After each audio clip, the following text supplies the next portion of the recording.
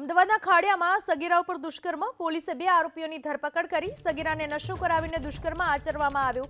2 થી 7 ફેબ્રુઆરી દરમિયાન આ દુષ્કર્મ આચરવામાં આવ્યું। સગીર સહિત 4 આરોપીઓ સામે ફરિયાદ નોંધાઈ હતી। ખાડિયા પોલીસે દુષ્કર્મ અને એટ્રોસિટી એક્ટ હેઠળ ફરિયાદ નોંધી।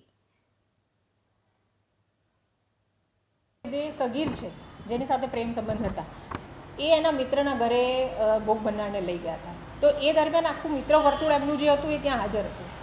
તો એમાંથી એક આરોપી જે પુષ્પક કરીને છે એ આરોપીએ વિડીયો ઉતારેલો છે અને એ વિડીયો એને વાયરલ કરવાની ધમકી આપી હતી અને એ કહીને એણે બીજા સાથે સંબંધ રાખવા માટે એને ફોર્સ કર્યો હોય એવું ફરિયાદમાં લખાયેલું છે અને ભોગ બનનારને હજુ એ વિશે કોઈ સ્પષ્ટતા કરી નથી।